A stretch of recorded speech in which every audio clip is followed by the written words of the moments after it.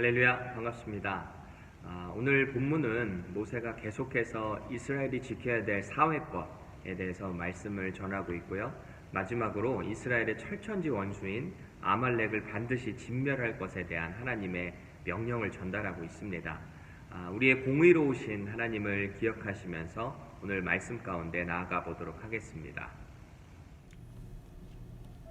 두 사람이 서로 싸울 때에 한 사람의 아내가 그 치는 자의 손에서 그의 남편을 구하려 하여 가까이 가서 손을 벌려 그 사람의 음낭을 잡거든 너는 그 여인의 손을 찍어버릴 것이고 내 눈이 그를 불쌍히 여기지 말지니라. 너는 내 주머니에 두 종류의 저울추 곧 큰 것과 작은 것을 넣지 말 것이며 내 집에 두 종류의 돼 곧 큰 것과 작은 것을 두지 말 것이요 오직 온전하고 공정한 저울추를 두며 온전하고 공정한 되를 둘 것이라.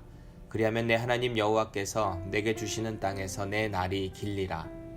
이런 일들을 행하는 모든 자, 악을 행하는 모든 자는 내 하나님 여호와께 가증하니라. 너희는 애굽에서 나오는 길에 아말렉이 내게 행한 일을 기억하라. 곧 그들이 너를 길에서 만나 내가 피곤할 때에 내 뒤에 떨어진 약한 자들을 쳤고 하나님을 두려워 아니하였느니라.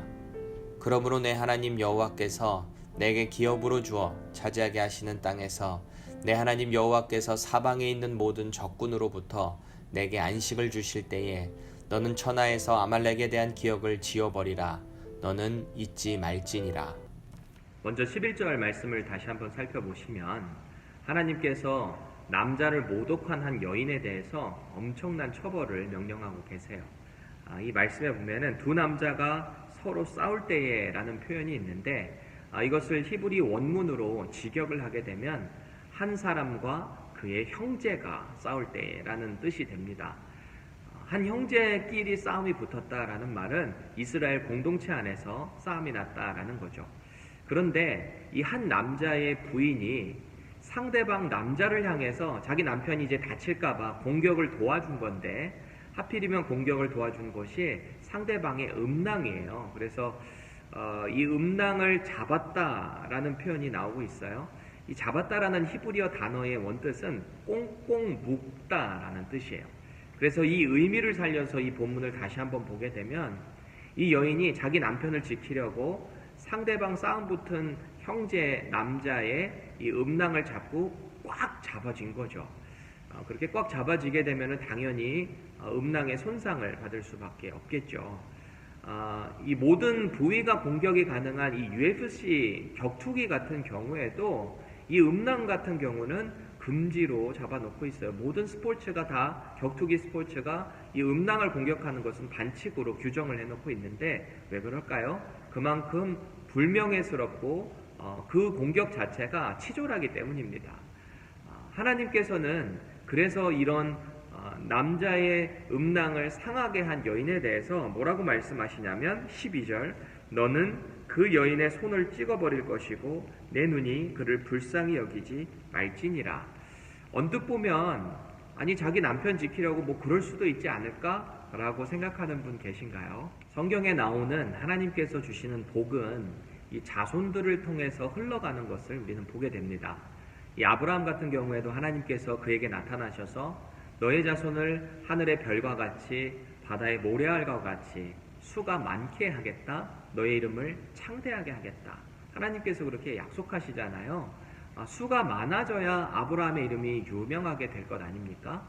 하나님께서는 이렇게 자손을 통해서 복을 주시는데 오늘 이 여인이 이 상대 남자의 음낭을 상하게 함을 통해서 그가 더 이상 자손을 낳을 수 없도록 끊어지게 만들었다면 그것이 하나님 앞에 큰 죄가 된다라는 것을 하나님께서 강조하고 계신 거죠. 이스라엘 공동체 가운데 이 다른 형제의 자손을 끊어지게 했다는 자체만으로도 큰 죄일 뿐더러 이 남자의 인격을 모독한 것까지 되기 때문에 그 여인의 손을 찍어버리라, 끊어버리라, 그것을 내 눈이 불쌍하게 여기지 말라라는 강경한 그런 처벌을 하나님께서 허락하신 것입니다. 계속해서 13절에서 15절까지의 말씀을 보시면 하나님께서 공정한 도량형을 사용해라 라고 명령을 하고 계세요. 이 도량형이라는 것은 무게나 부피나 길이 같은 것을 측정하는 모든 기구를 통칭하는 말인데요. 오늘 본문은 부피와 무게를 재는 이런 저울에 대한 공정한 것을 사용해라 라고 명령을 하고 계십니다. 13절을 보시면 두 종류의 저울추라는 표현이 나오고 있어요. 이것을 원문의 뜻을 직역해 놓은 것을 보니까 한 돌 그리고 한 돌이라는 표현을 써요. 한 돌 그리고 한 돌. 그러니까 두 돌이 뭔가 크기가 작거나 무게가 달라서 그것을 사용해서 당시에 어떤 물건을 사거나 팔 때 쓰던 이 저울의 추를, 그 돌을 다른 무게를 사용해서 자기가 물건을 살 때는 더 싸게 사고 팔 때는 더 비싸게 팔아버리는 부당한 이익을 취했다라는 거예요. 그거 하나님이 하지 말라라고 말씀하시고요. 같지 않은 되라는 표현이 있는데 이것도 원문을 살려서 직역을 해보니까 한 에바 그리고 한 에바를 뜻해요. 한 에바 그리고 한 에바. 이 에바라는 단위는 많이 들어보셨죠? 어떤 곡식과 같은 마른 어떤 물건을 재는 도량형 단위잖아요. 이것도 마찬가지로 에바를 담는 그릇을 트릭을 써서 자기의 유익하게 부당한 이익을 취했다라는 거예요. 그래서 훗날에 이 북이스라엘에서 사역을 했었던 아모스 선지자가 그때 사회의 풍조를 이렇게 고발하고 있죠. 에바를 작게 하고 세계를 크게 하여 거짓 저울로 속이며. 이것은 도둑질일 뿐만 아니라 십계명에도 형제를 향하여 거짓 증언하지 말라라 그랬는데 형제를 속이는 행위가 되었다라는 것입니다. 하나님께서는 이것을 큰 죄로 보시고 그것을 하지 말아라 라고 말씀하시는 거죠. 그래서 오늘 본문의 16절 보세요. 하나님께서는 이런 일들을 하는 자들을 향해서 가증하다 라고 말씀하고 계십니다. 상대는 속일 수 있어도 우리가 결코 속일 수 없는 분이 계시죠. 바로 우리의 머리털까지 세신 바 되신 우리의 창조주 하나님이십니다. 그리고 또 하나 우리가 절대 속일 수 없는 존재가 있는데 누구일까요? 바로 각 사람의 자신입니다. 자신 가운데는 하나님께서 주신 선한 양심이라는 게 있기 마련이죠. 시편 기자는 이런 고백을 해요. 여호와여 나를 살피시고 시험하사 내 뜻과 내 양심을 단련하소서. 하나님의 사람은 이 양심이 살아있을 수밖에 없죠. 그래서 하나님 앞에 죄가 되는 것은 꺼리껴지는 거예요. 사도 베드로는 이렇게 말합니다. 선한 양심을 가지라. 이는 그리스도 안에 있는 너희의 선행을 욕하는 자들로 그 비방하는 일에 부끄러움을 당하게 하려 함이라. 여러분, 양심 없는 그리스도인이라는 표현이 가능할까요? 양심 없는 그리스도인. 그리스도인은 하나님의 자녀되고 하나님의 뜻대로 살아가는 사람인데 양심이 없는 것이 과연 정말 가능할까요?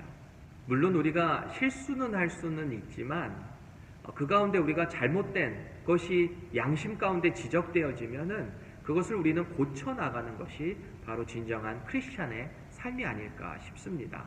오늘도 예수 그리스도를 주인으로 모신 저와 여러분들, 우리 가운데 선한 양심을 허락하신 성령님께서 내주하시는 저와 여러분들이 이 선한 양심 가운데 형제를 사랑하고 형제를 배려하는 그런 삶이 될 수 있기를 축복드립니다. 이제 하나님께서는 이스라엘을 괴롭혔던 아말렉 민족에 대한 지침을 내려주고 계세요. 17절 말씀 보세요. 너희는 애굽에서 나오는 길에 아말렉이 행한 일을 기억하라. 이 내용은 출애굽기 17장에 나오고 있는데 애굽에서 나온 지 한 1년 2개월쯤 됐을 때 르비딤이라는 지역에 도착하게 되거든요. 그런데 그곳에서 유명한 사건이 있었죠. 이스라엘 백성들이 목말라서 모세를 향해서 원망을 심하게 할 때 하나님께서 지팡이를 들어서 반석을 치라. 반석에서 물이 나왔죠. 그 사건이 있은 후에 이 아말렉 민족이 급격하게 뒤에서 공격을 해오는 장면이 나와요. 그래서 전쟁이 벌어지게 되는데, 그래서 오늘 본문에 보니까 힘이 약한 자, 뒤에 처진 자들을 공격했던 아주 얍삽했던 민족이 바로 아말렉 민족이다라는 거예요. 그래서 이 모세가 산 꼭대기에 올라가서 이스라엘을 향해서 손을 들고 하나님께 기도를 하면은 이스라엘이 이기고, 손이 피곤해서 내려가면 이스라엘이 지더라라는 표현이 있어요. 그래서 양쪽에 아론과 훌이 그 모세의 손을 지켜 올려 세워주니까 전쟁에서 이겼더라. 이 전쟁이 끝나고 나서 하나님께서 이런 말씀을 하세요. 이르되 여호와께서 맹세하시기를 여호와가 아말렉과 더불어 대대로 싸우리라 하셨다 하였더라. 그리고 오늘 본문 말씀에서도 하나님께서는 이 일을 잊어버리지 말라라는 거예요. 19절이에요. 너는 천하의 아말렉에 대한 기억을 지워버리라. 너는 잊지 말지니라. 기억을 지우라는 게 까먹어라 라는 게 아니라 그들을 완전히 진멸해서 도말해버려서 그 민족을 씨를 말려버리라는 거예요. 그래서 다른 세상 사람들이 이 아말렉 민족을 기억하지 못하도록 해라 라는 하나님의 강력한 지침을 말씀하고 계십니다. 하나님은 당신을 대적하는 자들을 멸하심과 동시에 당신의 백성들에게는 엄격한 규례를 주셔서 그대로 살아갈 수 있도록 명령하셨어요. 오늘 본문 가운데 나타나는 이 남자를 모독한 여인을 처벌하는 규례, 그리고 공정한 저울추를 사용하는 규례, 그리고 아말렉을 멸하라 라고 말씀하시는 그 지침까지, 이 모든 것들은 하나님의 공의로우심으로부터 기인된다라는 것을 우리는 기억해야 합니다.